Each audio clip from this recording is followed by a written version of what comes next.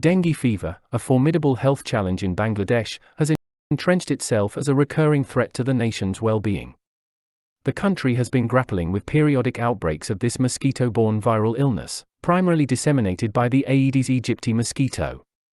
The convergence of densely populated urban areas and the favorable monsoon climate creates an optimal environment for mosquito proliferation and disease transmission.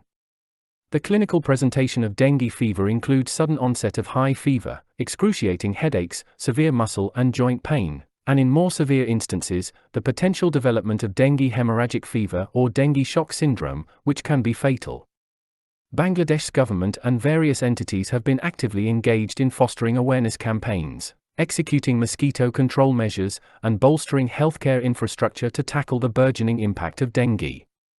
Despite these endeavors, ongoing vigilance is paramount in order to mitigate the disease's prevalence.